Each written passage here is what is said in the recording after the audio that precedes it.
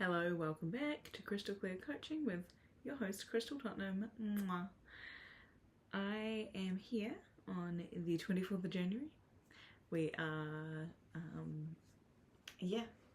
24 days into the year, and well, actually more than 24 days into my flow posting for January, because I actually started it in December, if that makes any sense at all. Maybe it doesn't. Anyway, I've been doing it before January, and it's the one habit I've stuck to. You gotta, building habits is no joke, friends, no joke. Yeah, and anyway, I started really focused on building my own habits and hopefully inspiring others to come along for the ride with their own habits. But it's really morphed more into making sure I show up here and provide value for you guys. And I mean, it always provides value for me when I do that kind of thing. So, yeah.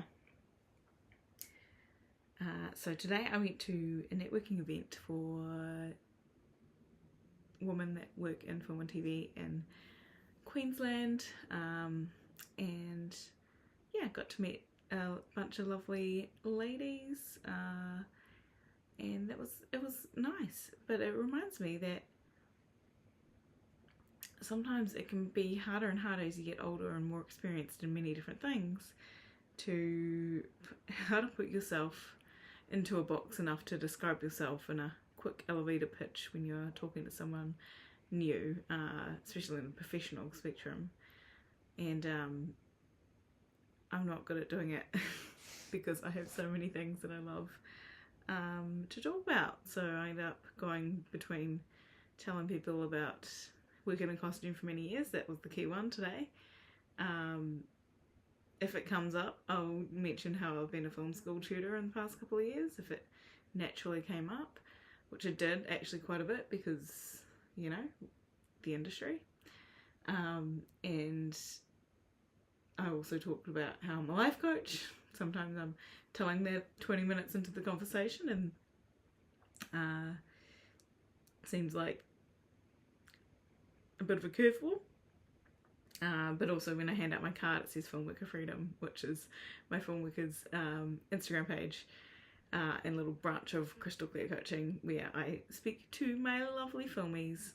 So I was handing that card out today, and also having to explain that I'm a Kiwi here. I've been here 6 months, and in 3 days it'll be 6 months in Australia or in Queensland. So yeah. And I haven't actually worked in film over in Australia yet. I am working at a retail store that has very costumey elements. Case in point, the dress I am now the proud owner of. It's a very Little House on the Prairie vibes, and I adore it, and it's from the store that I work at, so love that. And if I can just, there's a beautiful lace up back. Oh. I'm a big fan. Anyway, it's very Little House on the Prairie vibes. I can't actually picture exactly what they were in that, but it just feels like the right way to describe it. A prairie dress, or 1700s nightie, maybe. It's not quite long enough yet, but yeah, I feel very whimsical and I love it. Whimsy is important to me. Yeah, so describe myself in those ways. Yeah, and then mention that I work in retail right now. And yeah, it's just a lot of things for one person. Like that, it's hard to pin me down. And what I'm leading to with this conversation is how do you define yourself? Like, if somebody asked who are you? Or if you ask yourself, who are you?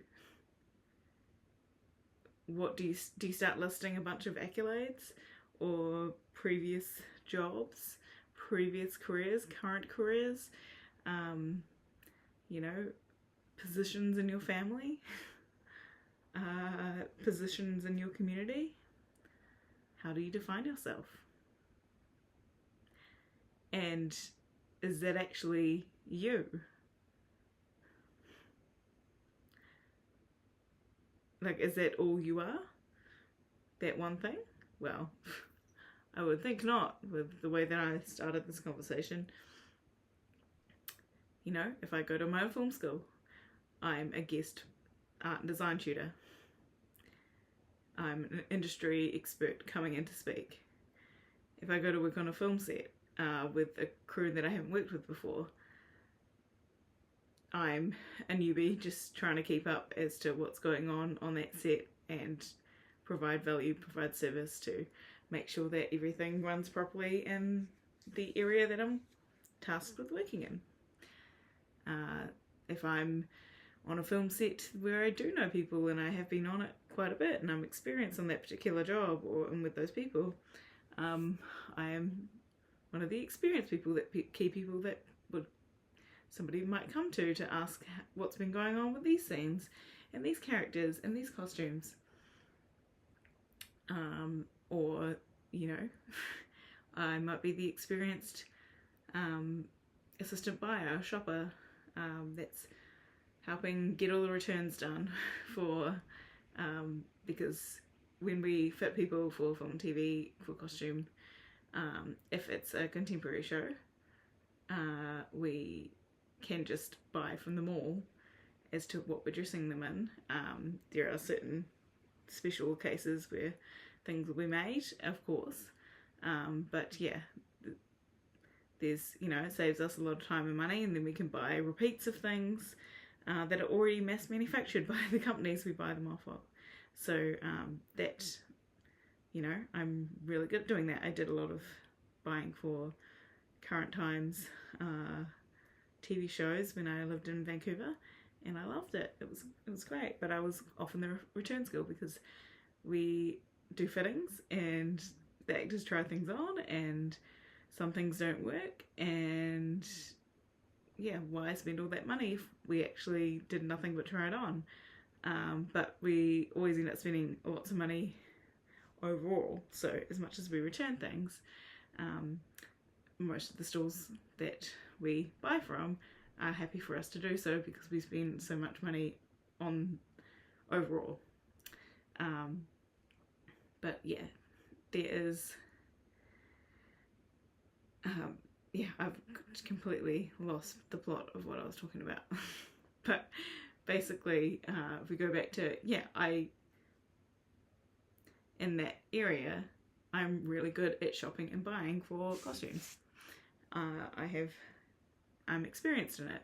So in that realm, I would be the stylist, as the retail workers would call me, that because they're probably used to more photo shoots and such and editorials using their services. But I am not actually generally actually classed as a stylist on set, because I am just helping put clothes on people that have already been decided by the design team. So I am one of their minions in a way, if I'm looking at it from that angle. And then there's, you know, if I go to my family, I'm the kid sister, I'm the youngest one, I'm the travelling vagabond that won't settle down. If we go to where I've been staying, many different places I've been staying lately, you know, I'm the Kiwi in the hostel, or another Kiwi in the hostel. I'm the house sitter if I've been house sitting for someone. My point is, there is just a ton of things that we can define ourselves by, and I can be all those things, and at the same time, like, none of them is actually who I am, but we get to actually choose to define ourselves. And also, can you define someone in a matter of a sentence or two? Can you really define a whole human being? There's a lot more nuance to it than that, isn't there? I guess my point is, it's okay to have different facets of your life where you show up as a different version of yourself because you are different in that facet. But all parts affect the whole because you are there all the time with you. And who are you to you is the most important thing. Who are you to you? Are you someone that cares for yourself, looks after yourself, feeds yourself good nourishing foods, takes yourself for walks, exercises, make sure that you meditate, make sure that you're doing the things that fill you up at a soul core level and not just what you think you should be doing. And if when somebody asks who are you or what do you do, and you define yourself by that, but you hate that question because you don't like defining yourself by that, well, maybe just notice that and just see, well, what if what I want to step into instead? How could I define myself differently that would empower me and excite me? Yeah. Once again, I didn't know what I was going to talk about exactly when I came on here. Well, maybe a few seconds beforehand.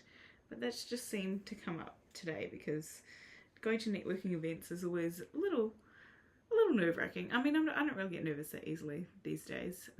They're just other people that also want to connect, and that's a wonderful thing. So, yeah.